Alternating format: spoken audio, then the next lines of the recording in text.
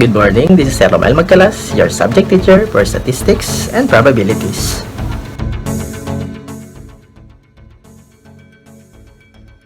For today's lesson, it is all about the normal distribution and its properties.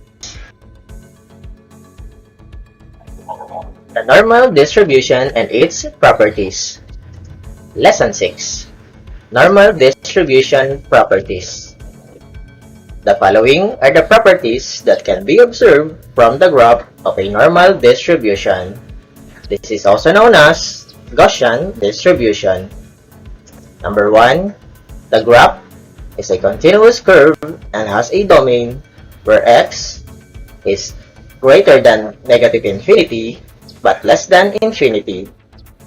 This means that x may increase or decrease without bound. Number 2. The graph is asymptotic to the x-axis. The value of the variable gets closer and closer but never be equal to 0. As the x gets larger and larger in the positive direction, the tail of the curve approaches but will never touch the horizontal axis. The same thing when the x gets larger and larger in the negative direction. Number 3. The highest point on the curve occurs at x is equals to mean. The mean indicates the highest peak of the curve and is found at the center. Please take note that the mean is denoted by the symbol mu and the standard deviation is denoted by the symbol lowercase sigma. The median and mode of the distribution are also found at the center of the graph. This indicates that in a normal distribution, the mean, median, and mode are equal. Number 4. The curve is symmetrical about the mean. This means that the curve will have balanced proportion when cut in halves, and the area under the curve to the right of mean 50% is equal to the area under the curve to the left of the mean 50%. Number 5. The total area in the normal distribution under the curve is equals to 1.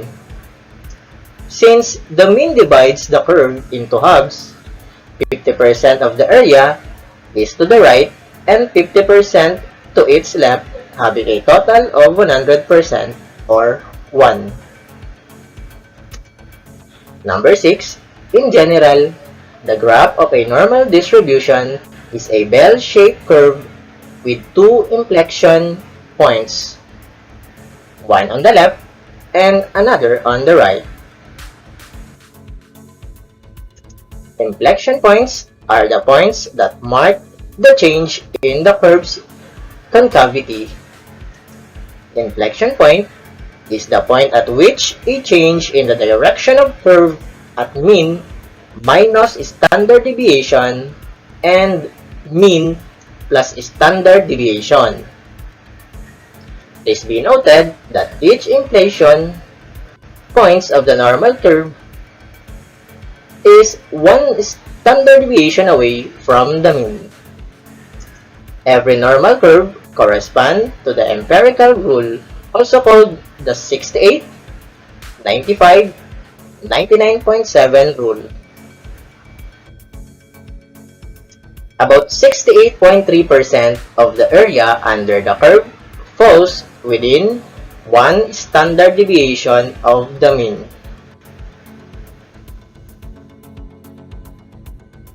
About 95.4% of the area under the curve falls within 2 standard deviation of the mean.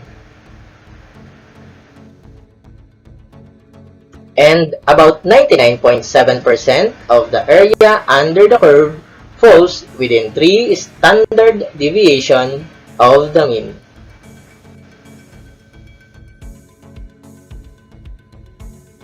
Thank you for listening. This has been Sir O.